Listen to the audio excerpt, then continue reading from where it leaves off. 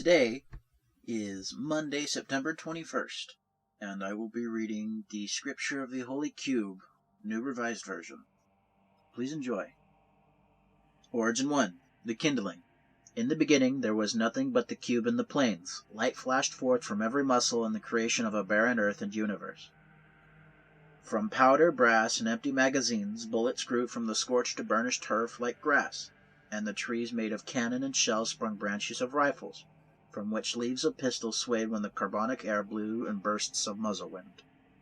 Rivers of lubricant oil flowed underground, surging through the explosions of white phosphorus and depleted uranium. Clouds of tear and mustard gas drifted through the sky, occasionally raining down upon the metallic creatures whose bodies were crafted from gas blocks, barrels, and springs held together with rails, whose movements were powered by the constant detonation of cartridges loaded into the sections of their form. The earth was rendered perfect. This pleased the cube. The cube created the creatures of the earth. There was fire, light, heat, and choking death. From the flames of death and destruction, one creature overcame all, man. The cube blessed man with the means to support his own existence. Man hunted the beasts with the cube's blessing to sustain himself and to please the cube. As it was in the beginning, so shall it be in the end.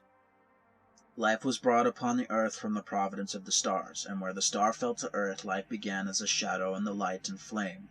Alone it bore unto itself two children, who bore children of their own, and they found their liking the warmth of the fire and the purity of the light. The shadow took forms, each child finding itself, and seeking again the light and warmth of the star from which they came. From this shadow were begot the life of the world, born again and again into the burning crucible, forged into hard living forms by the dangers of this world. From these children came man. Man howled against Mother Earth, ripping apart and settling into the cruel terrain. Against Earth's protest he failed many times, but stubbornly overcame his extinction again and again.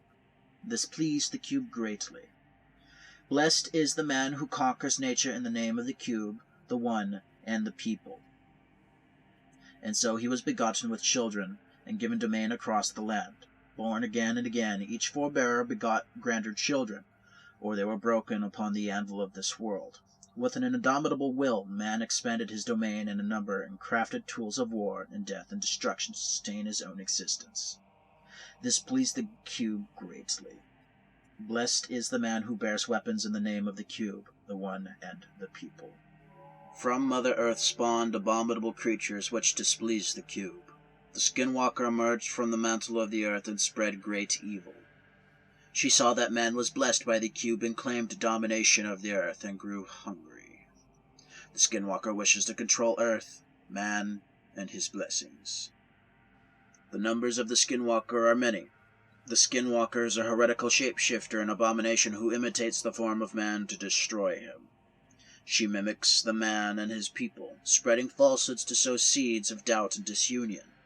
Skinwalkers bear the unquenchable thirst to deprive man of his freedoms, to disarm the blessings of the cube, and to destroy him. Men must be diligent to remove skinwalkers from all premises, for they seek heresy and lies which displease the cube.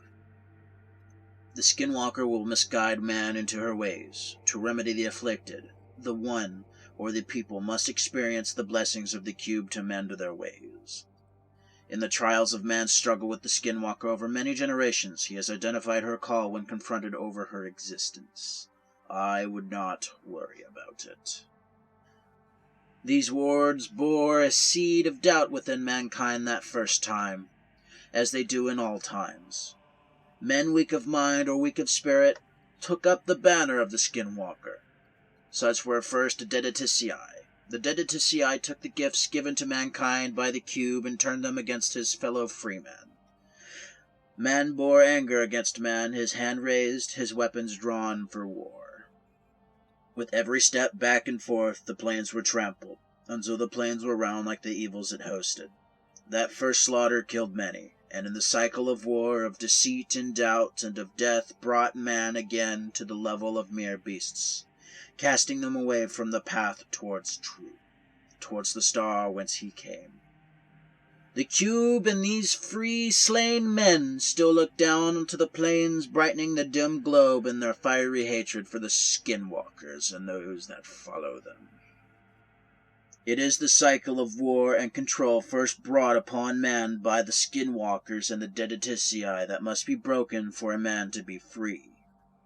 And a man is only free when he sheds the lies of others, when he may bring to himself the means of his own life, and to protect it from those who would take it, be they man or beast. It is this that must be held above all else, not as truth, but as the surest way to seek it upon firm ground.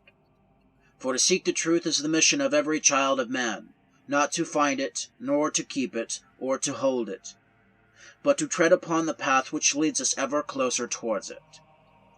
And in this quest every child of man must be ready to protect himself on his journey and the journey of others, with words, with their will, and the weapons of war. For to stand as a temple, paragon of the path to truth and light, is the truest form of virtue, not to kill for the sake of it, but instead to protect in its name. To be as a temple to the path to truth, one must make the body and mind ready for this journey every day. The body must be swift and supple, great in its strength and keen in the use of weapons of war. It should be fit, but not vain.